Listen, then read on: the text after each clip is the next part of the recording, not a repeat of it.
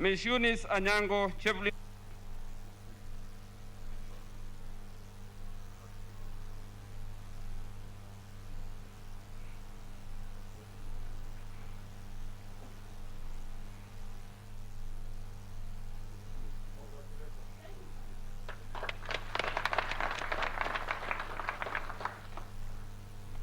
Kano Joel Kiprop Cherotich and Kano Asan Jala Orse, Kenya Army.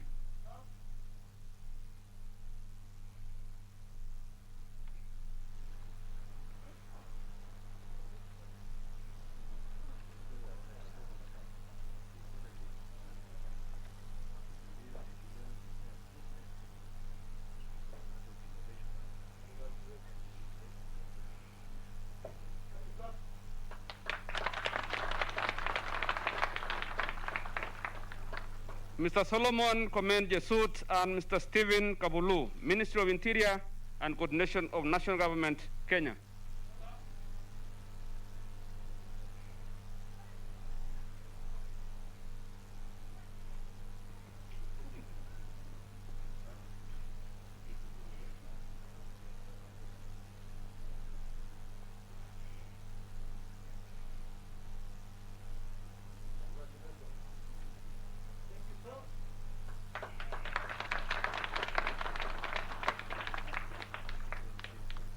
Kano Peter Majaria Githinji and Kano Jerotwe Simotwa, Kenya Army.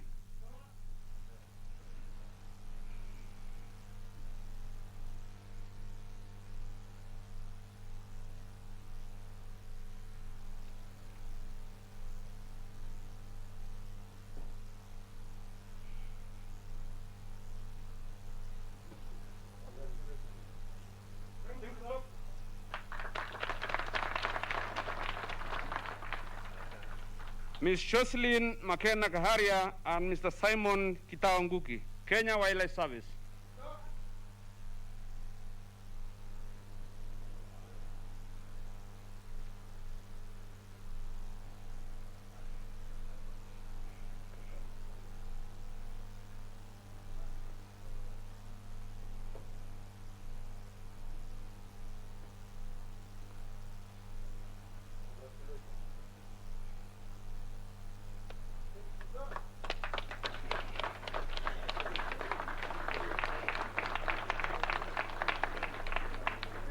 Ms. Salome Mgoe Kakosha, Minister of Foreign Affairs, Kenya.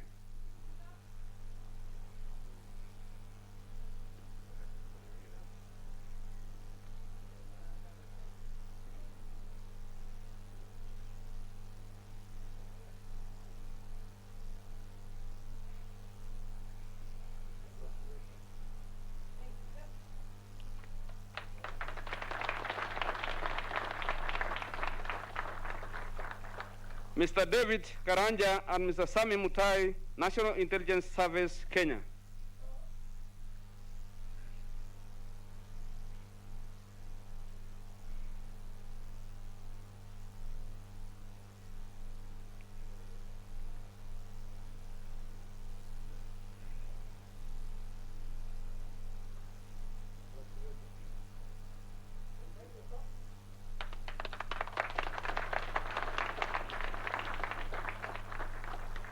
Kano Samson Memusi Kasura and Kano Swale Nzaro Saidi, Kenya Army.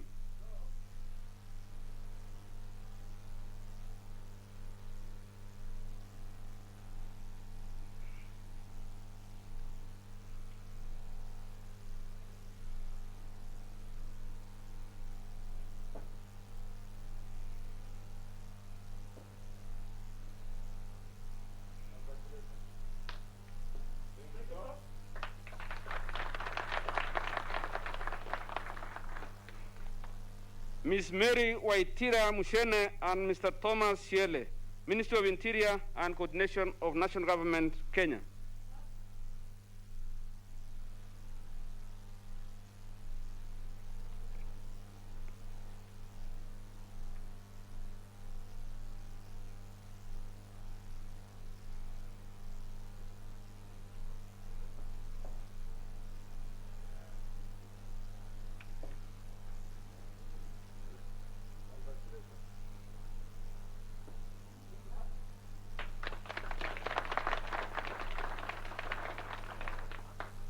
Brigadier General James Chinalwa and Brigadier General Joseph Musoge Semwanga, Uganda People's Defense Force.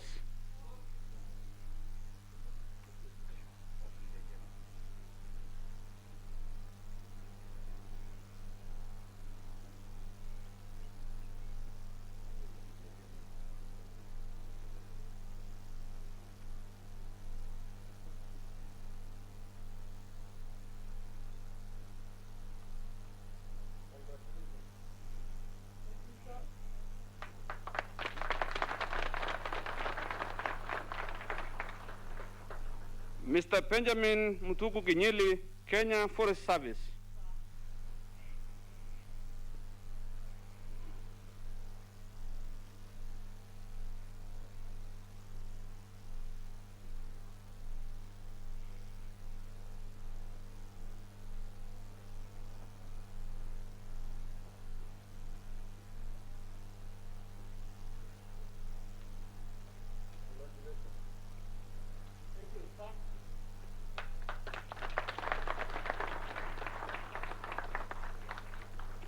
Mr. Henry Kisingu, Kenya Prison Service.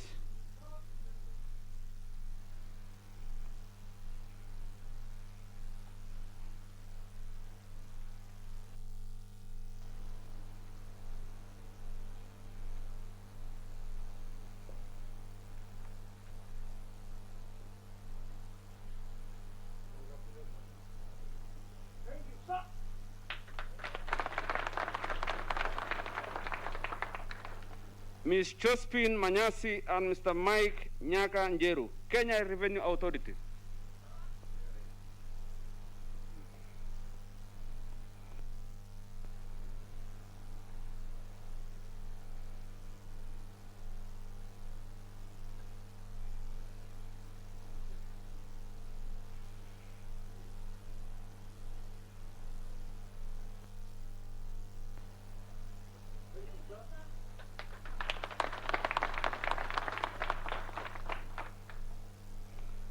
Kano Choitintra Mahad, Nepali Army.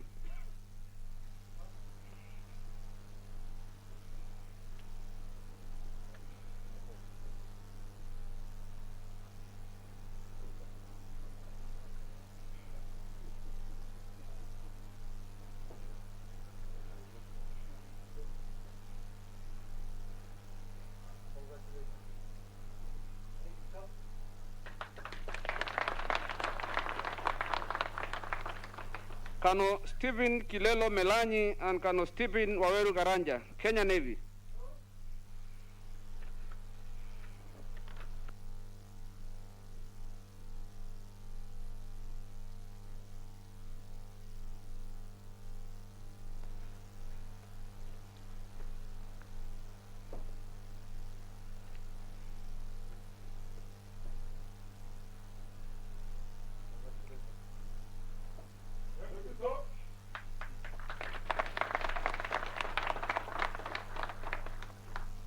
Kano Charles Francis Mujata and Kano Gisito Pachanga Muswaka, Tanzania People's Defense Force.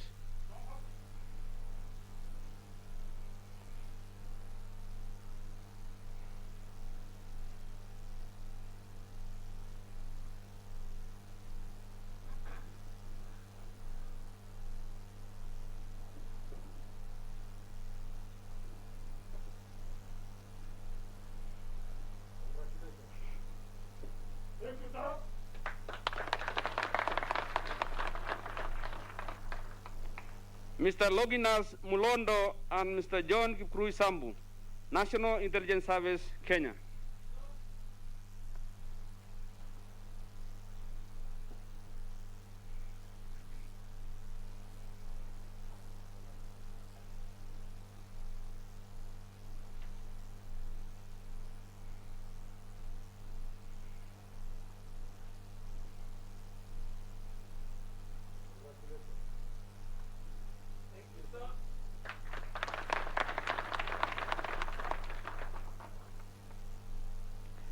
Ms. Daisy Rosalind Karimi Muriuki and Mr. Meldas Were, Ministry of Agriculture, Crop and Fisheries, Kenya.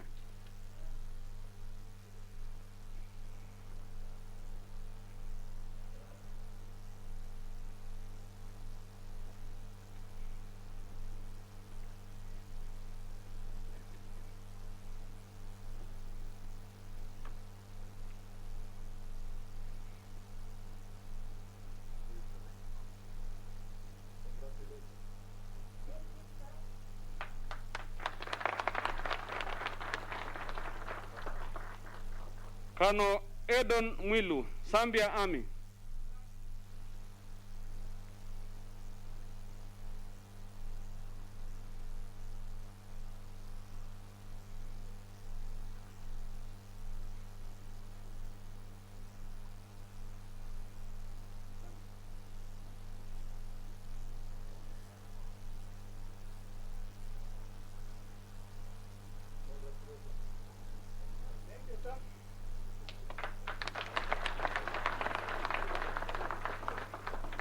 Dr. Dan Odiambo Opon, Directorate of Immigration, Kenya.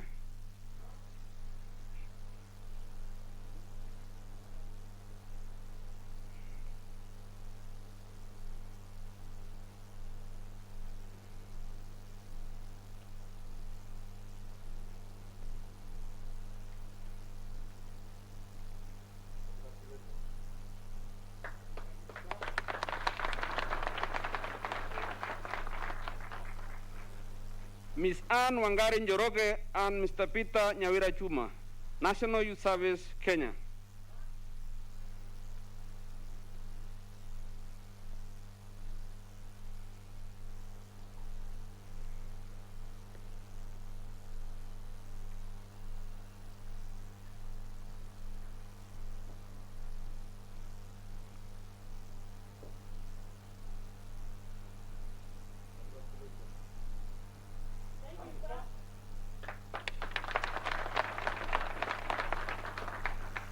Colonel Gilbert Odwor and Colonel Yvonne Kerubo Kirui, Kenya Air Force.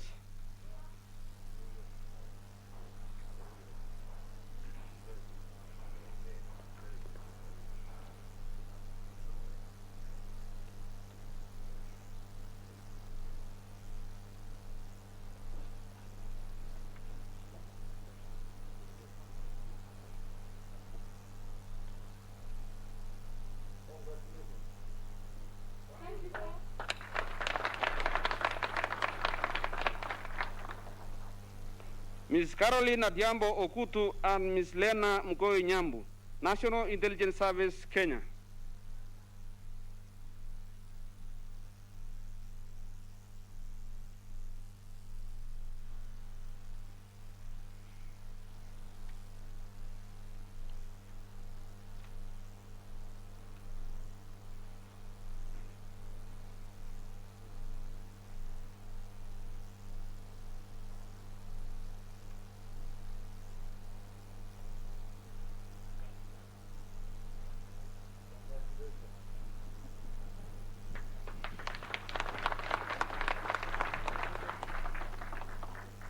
Dr. Sainab Kura Roka and Dr. Adli Suldani Matendejero, Ministry of Health, Kenya.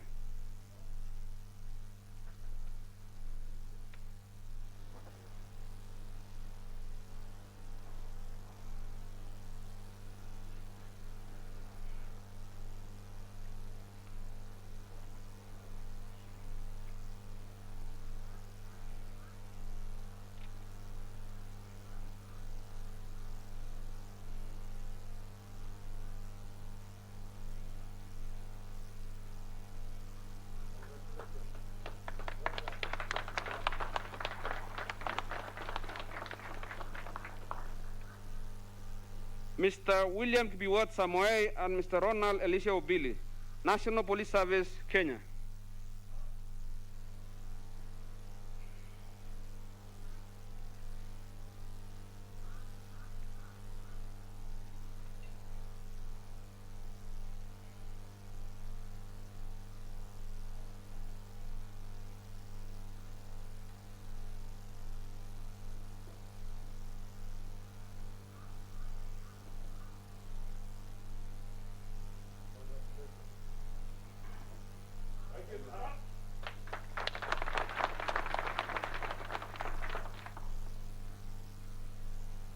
Colonel Joyce Chelangat Sitenei and Colonel Edward Nyamau, Kenya Army.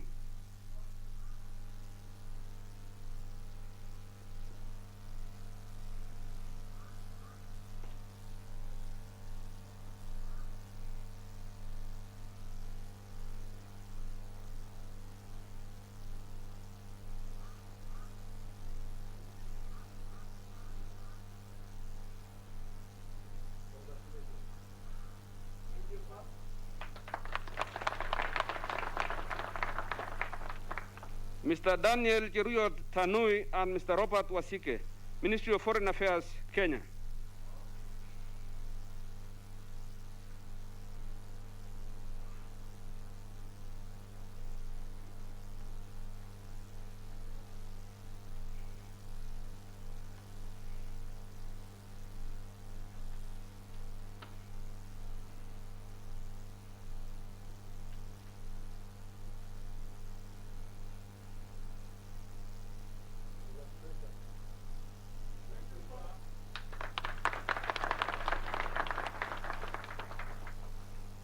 Mr. James Mungai Warui and Mr. Mark Nabuyumbu Barasa, Office of the Director of Public Prosecution, Kenya.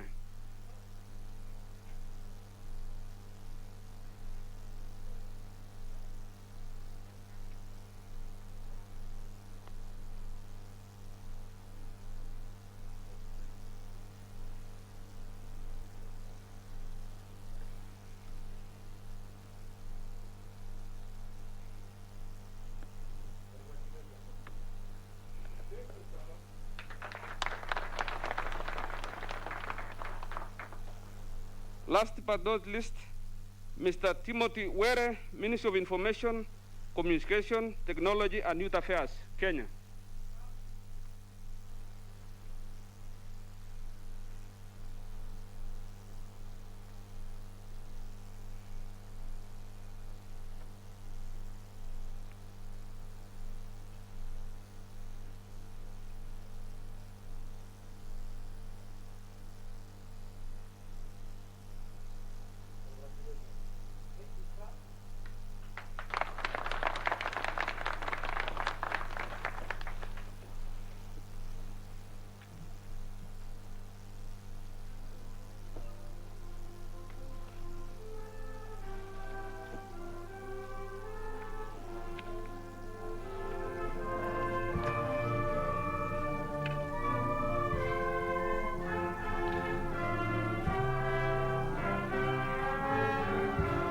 Thank you very much, Your Excellency.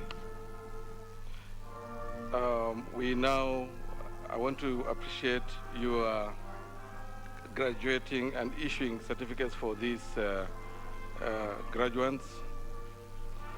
And as Commandant of the National Defense College, Your Excellency, I wish to take this opportunity to congratulate the graduates of NDC Course 23, 2020-2021.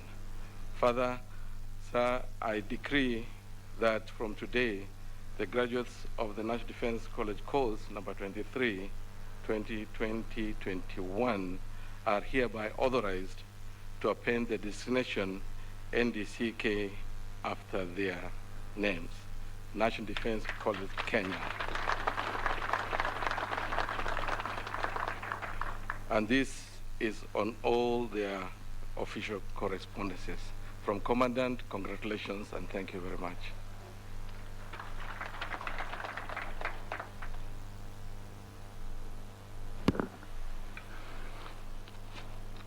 Thank you very much, Your Excellency and the Commandant.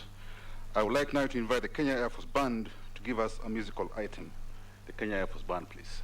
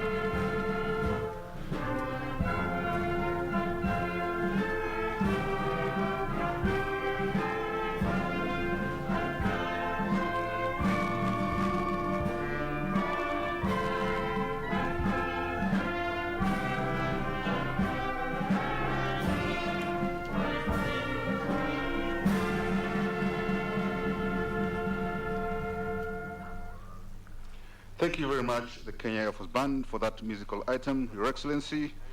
Distinguished guests, I now request the Commandant to invite the CDF to make his remarks, who will in turn invite His Excellency the President and Commander-in-Chief of the Kenya Defense Forces to address the congregation. The Commandant, sir, please. Thank you very much, Your Excellency. The music interlude was meant to refresh us and cool us down after the very hard work, Your Excellency, of graduating, awarding certificates to the participants. It is now my duty and pleasure to invite the Chief of the Defense Forces to make his remarks and thereafter invite His Excellency the President to give his address. CDF, sir.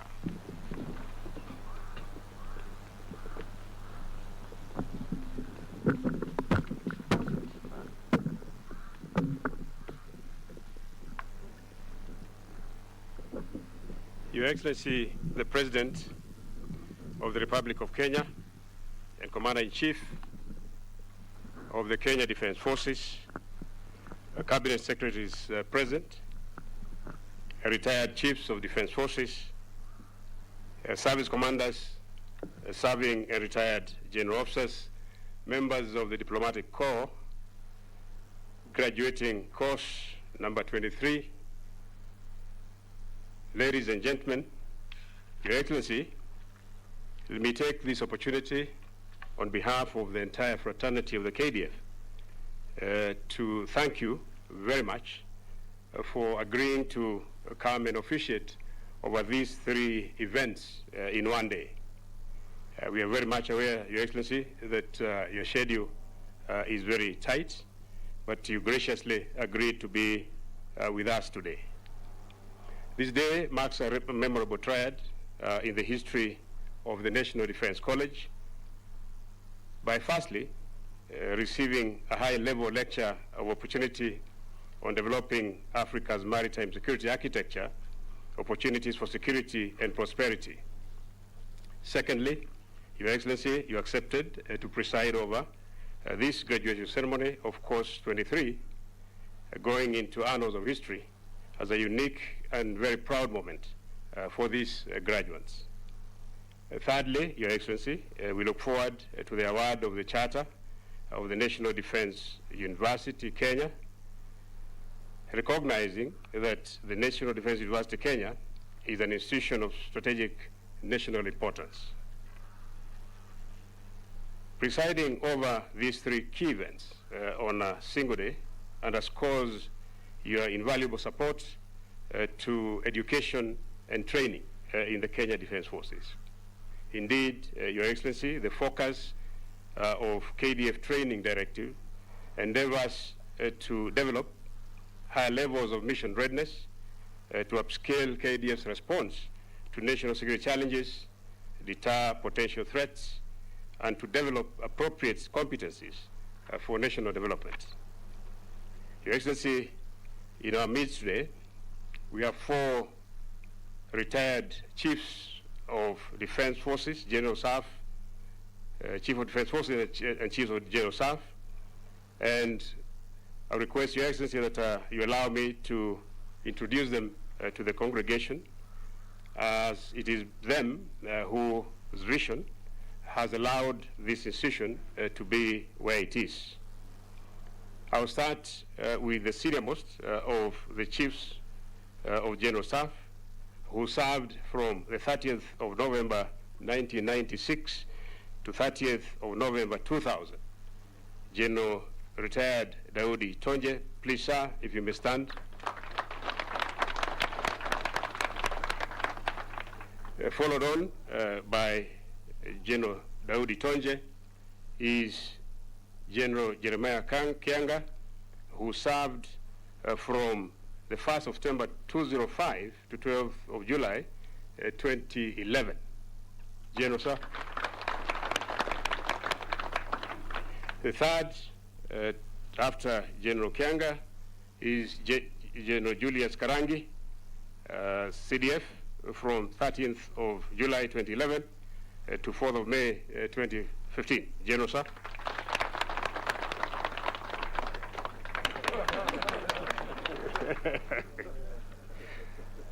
Last but not least is General Samson Madede, who I took over from, and who served from the 5th of May 2015 rather, to 10th of May 2020. General, sir. Thank you very much, and we are very grateful and indebted to these senior general officers whose service, steadfastness, distinguished and diligent service to this motherland is well known to all of us. Your Excellency, lastly, allow me to congratulate and commend the leadership of this institution, starting with the Commandant, his deputy, and the senior directing staff members for improving training standards at this institution. I also wish to commend the graduates for having successfully completed this very important course, and wish you all the very best as you take up new roles in your respective countries. Finally, Your Excellency, it is my duty now and pleasure to invite Your Excellency to address the congregation. Your Excellency, sir.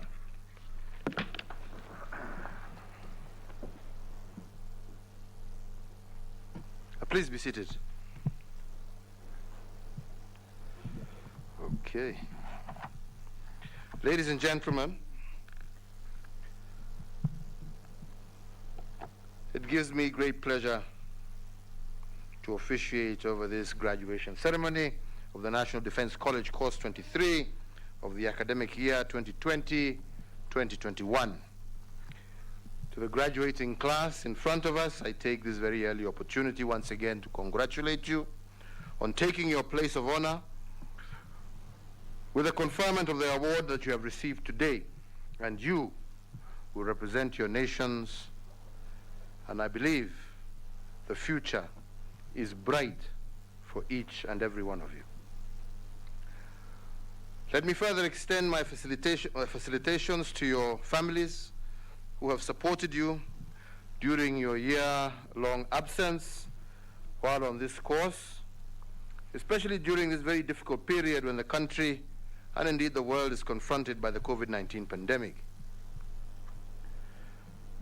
Ladies and gentlemen, as we have heard, the National Defense College has since its inception remained committed to developing and promoting professional leadership skills, quality and integrity in the management of national security policy as well as strategy. The college also continues to attract participants from the Kenya Defense Forces and their counterparts from the immediate East African sub-region, the rest of Africa, and beyond. Further, we're very happy also to see that more government ministries, departments, and agencies are taking up the opportunities offered by this college to enhance their understanding of national security imperatives, strategic thought in their middle and top-level leadership. The increased interest in training at this college, I believe, is an affirmation of the high standards and the great value of the courses on offer, and cements your position as an institution locally, regionally, continentally, as well as globally.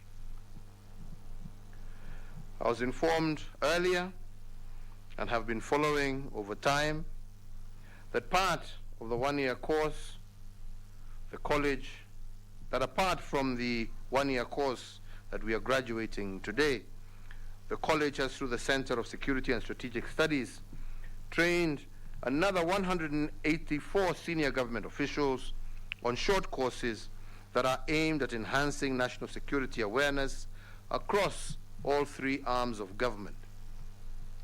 The CSSS is also a focal point in advancing research capacity in national security, serving as a national think tank and a multi-agency center for excellence for the government of Kenya. I am also convinced that the research output at the center will be of great value to the region and the international community at large. And in this regard, I want to acknowledge the support that we have received from the US government towards building the CSS complex and supporting infrastructure. We say asante sana.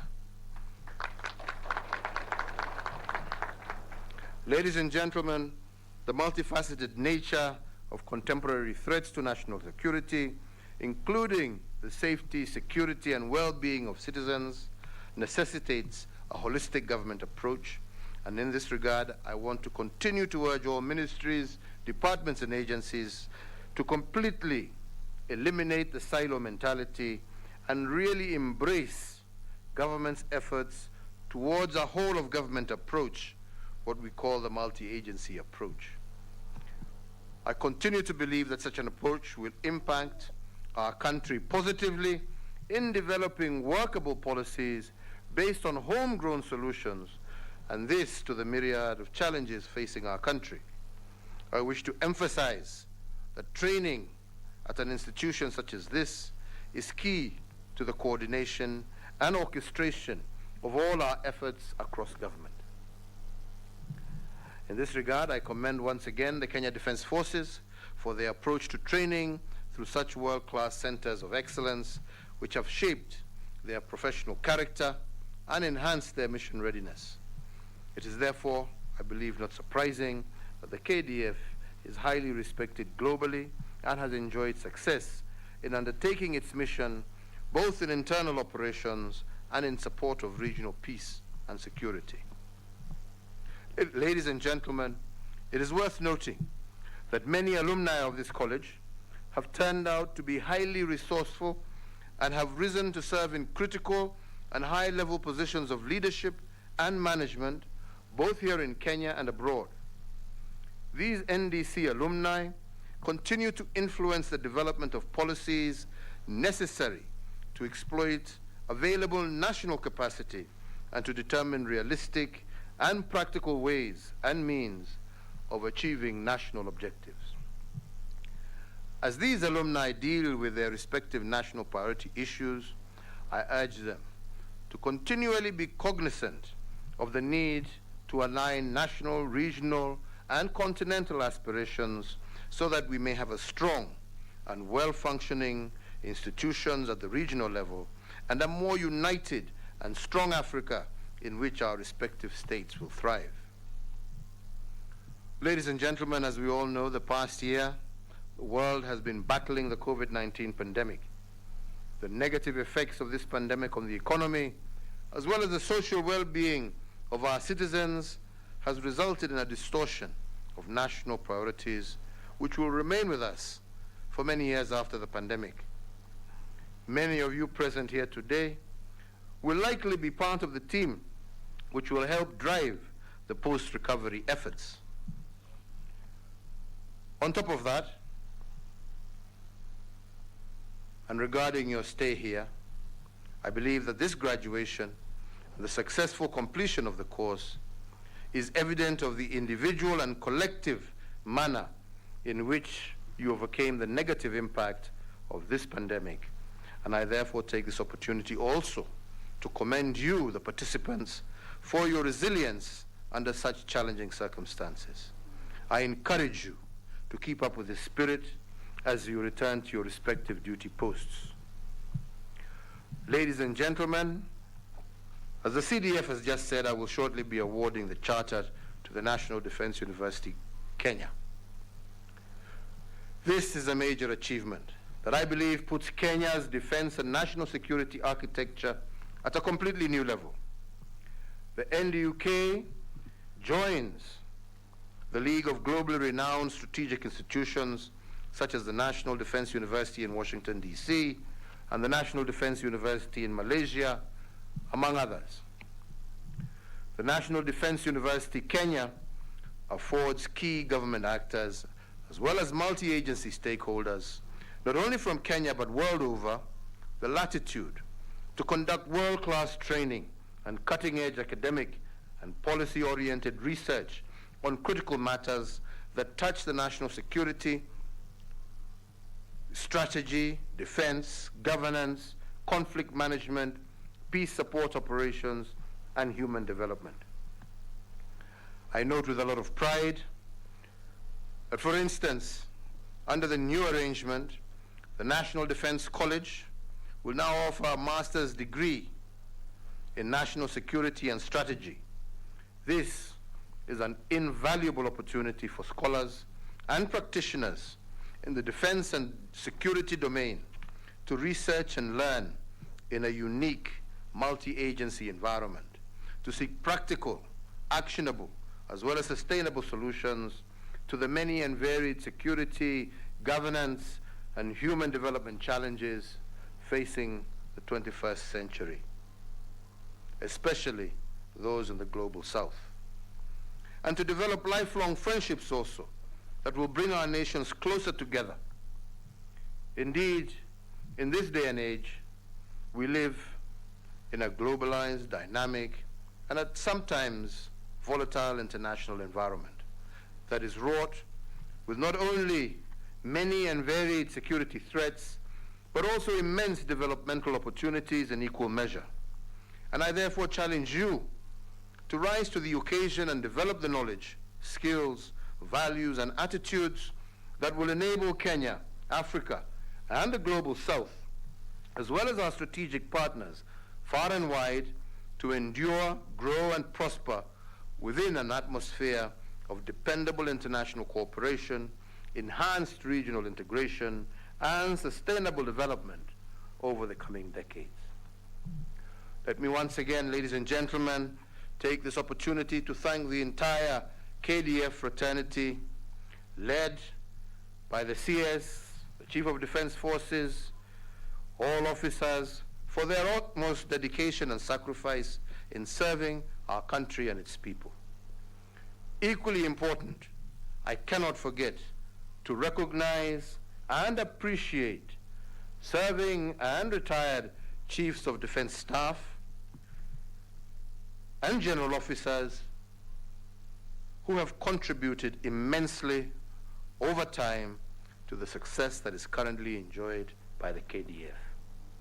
I also, at this juncture, want to thank the College Advisory Board under the stewardship of the Head of Public Service, the CDF, and also the Commandant and the entire faculty and staff for the good work that you continue to do in advancing this institution to be among the best globally. I have noted with great pleasure that alongside the pursuit of academic excellence, the college has also undertaken a comprehensive plan for infrastructural development to expand and upgrade your facilities here. And I want to assure you, Commandant, of my administration's support in the development and expansion of training, not only here at NDC, but also CDF throughout the entire Kenya Defense Forces. This is in order to uphold the professionalism and expertise for which you have earned respect for worldwide. Finally, to you who graduate today, let me congratulate you once again and wish you all a very happy graduation day. I encourage you to live up to the ideals and aspirations that you have learned at this college and to spearhead strategic national aspirations within your respective institutions in the capacities that you shall be assigned to when you leave here. I wish each and every one of you safe travel back to your homes or your respective stations, and I request you to take with you a message of hope and resilience to the people that you will be serving. May God bless you and guide you in all your interactions hereforth, and may God bless all our men and women in uniform as we ask him to continue to grant his blessings on our nation, Kenya, and the continent of Africa. Asanteni sana, hongera, pongezi sana kwenu nyote. Asante. Thank you, Your Excellency. I humbly request you to take your seat so that I can make a small adjustment and transition to the next program. Your Excellency, now I request your permission that we take a 20-minute health and coffee break. Cabinet Secretaries, Principal Secretaries present, retired generals, and members of the Diplomatic Corps, you are kindly requested to take a break at the designated tents while His Excellency and his team will be led by the Chief of Defense Forces, and he will be hosted in his VIP tent on my right. After the break, I request distinguished guests, invited guests, guided by the Deputy Commandant NDC, to move back to this venue ready to take up the next program. That is the National Defense University Kenya Charter Award Ceremony. Lastly, I request that the rest of other visitors remain seated and will be guided accordingly. Thank you very much, and God bless you all. One being the graduation ceremony of the National Defense College, course number 23, 2020-2021, where about 55 senior military officers and senior civil servants from a number of countries here within East and Central Africa, that is Burundi, Malawi, Nepal, Tanzania, Uganda, Zambia, and Kenya, have been issued or awarded certificates. It is a day that has seen different officers from the military as well as senior civil servants from the Ministry of Foreign Affairs, the National Intelligence Kenya, the Kenya Army, Ministry of Interior Coordination Kenya, the Uganda People's Defense Force, Kenya Forest Service Kenya, NIS Kenya, the Zambia Army, as well as the National Police Service Kenya. These are some of the officers from the different military officers as well as senior civil servants that have been issued with certificates, of course, after graduating, or rather after undergoing a very intense training of about 49 weeks. That's close to a year here at the National Defense College, which actually is charged with the responsibility to train course participants on matters of national security in order to counter threats that pervade today's globalized world systems, which, if unaddressed, then threatens the very survival of a nation.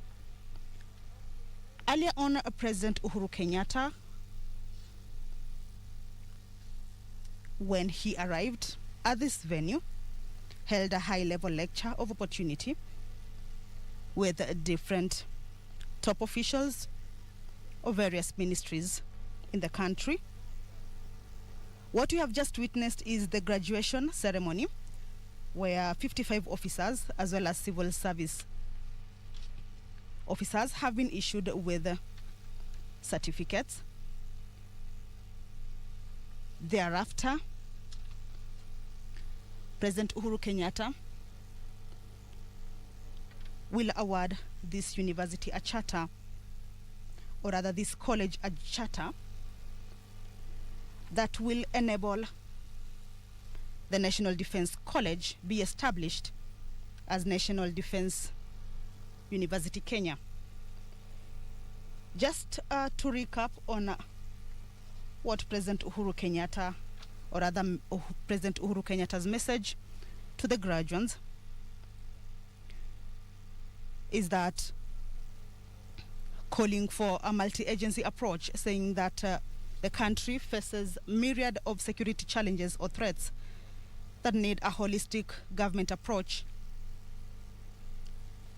And basically, this training targets to do that in management of national security, strategy, and policy.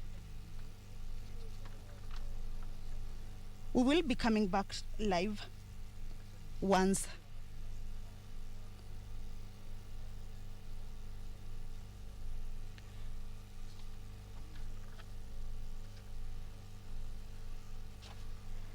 or rather the charter actually will help the country join other countries, as the president has said, among them the Washington DC University, which is a national defense university, as well as the Malaysian.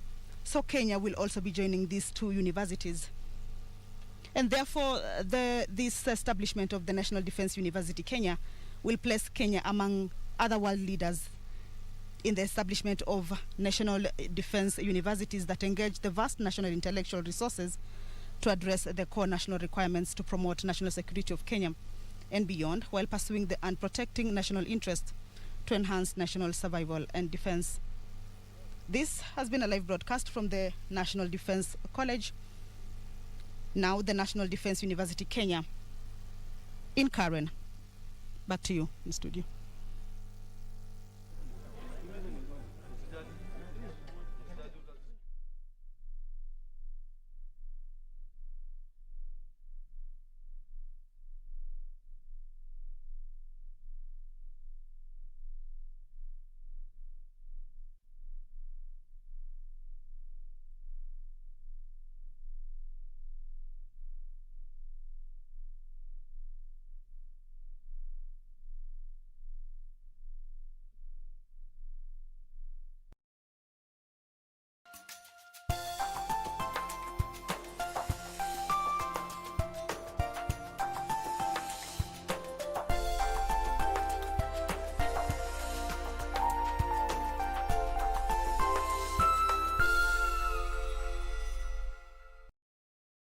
This weekend on KBC Channel 1. What was up with that, by the way? How can you call someone 25 times in a day?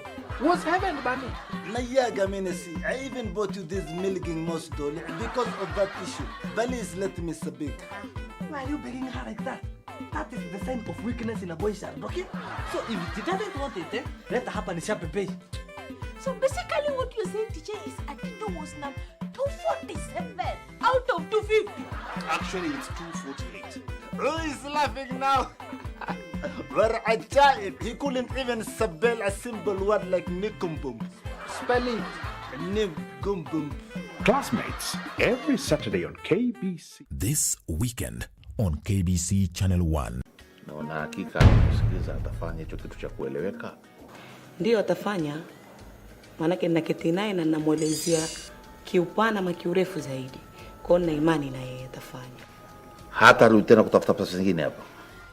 Kulingana na mimi ninavyomjua mimi, yule ni mpambe. Yuwapenda upambe ajabu. Kuhusu hilo hata usitie shaka. Upambe tu, hii nyumba nitaipimpu hii. Yaani mama akifika hapa anajiona kama yuko paradise.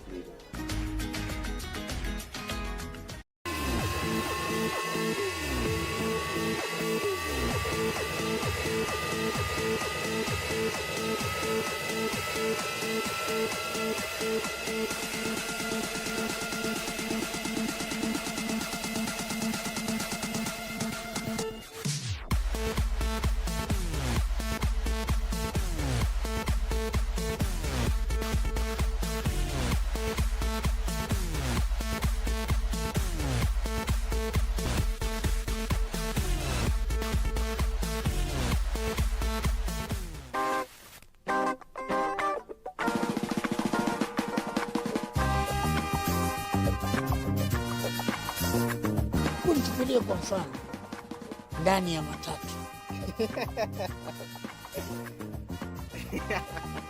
Yaani mtu mzima na miaka zake hizo miaka zote. Mtu ajui kujua kuandika note. Note tu peke yake. Kusoma kweli itasaidia. Jana nini nakusumbua na mimi? Nauliza. Ni bwana. There. It's all okay. Mama yetu.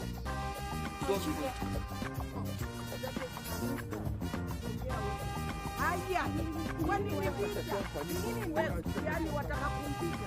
Huwezi mpige nini?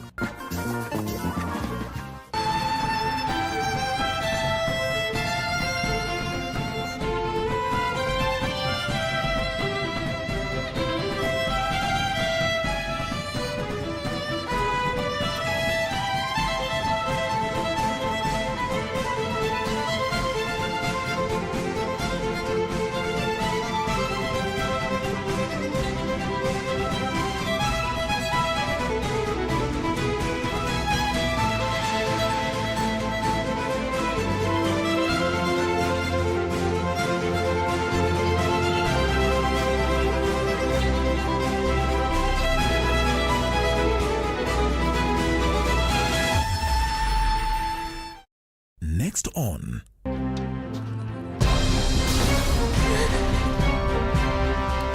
Hey, just what do you think you're trying to do, huh?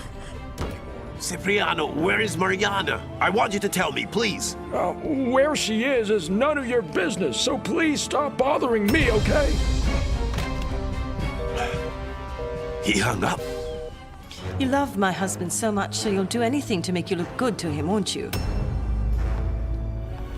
Amaya is here, but as my wife.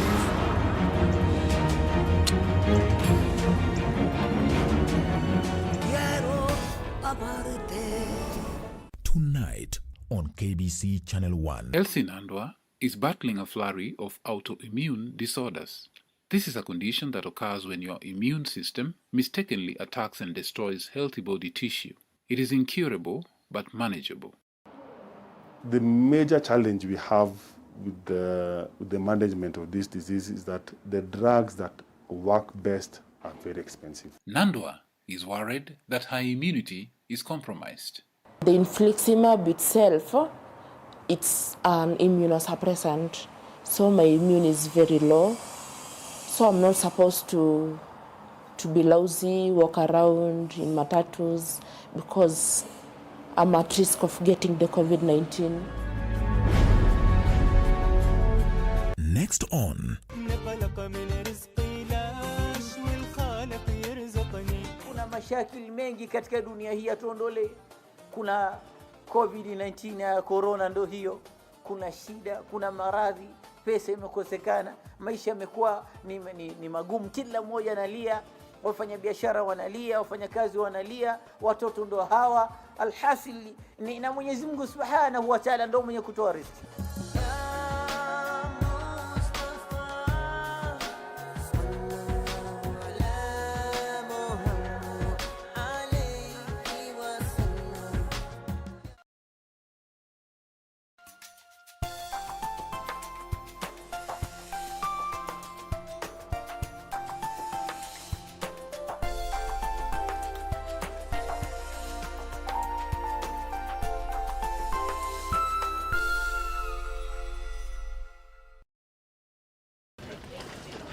Two large 4 IVs in, checking the airway.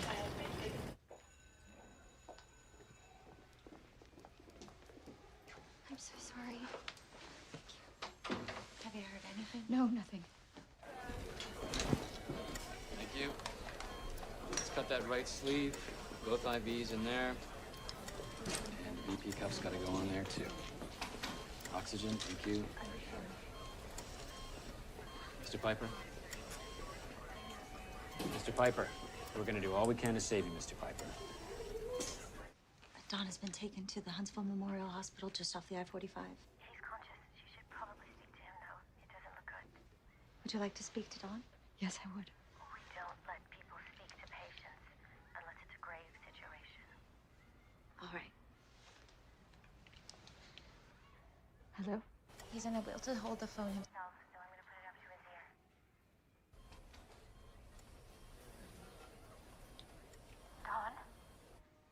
How are you? I'm so sorry that this happened. It's not your fault. I just wanted to come home, Eva.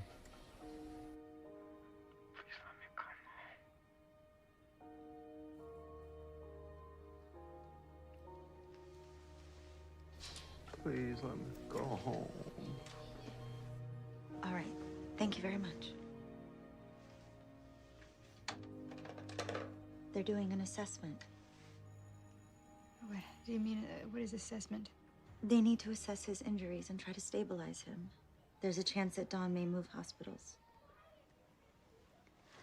I'll take the twins home with me, so you don't need to worry about the boys. Thank you.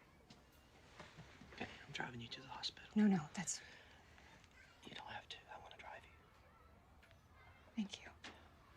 He's deteriorating rapidly. I don't think he's going to survive the afternoon. Put him in the ambulance and take him to Houston. This facility isn't equipped. Don't you think we should helicopter him to Herman? No, nobody's flying in this weather. As my condition was deteriorating rapidly, it was decided to move me by ambulance for the 80-mile trip back to Houston's Herman Hospital, which had a much better trauma center. Still, I kept wondering why God had brought me back. You gotta do something. You gotta... medicine. You gotta give me some medicine, please. I've given you all I can. No, you gotta give me more.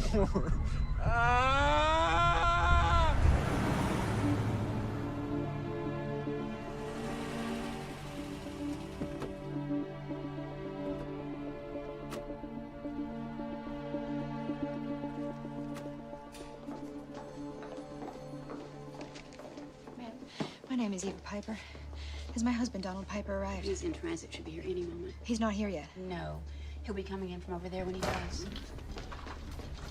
Don, I'm here. We're gonna take care of you. Listen to me. It wasn't your fault. You're gonna make it. We've got to go. You're gonna make it. We need you to fill out these insurance forms. Thank you.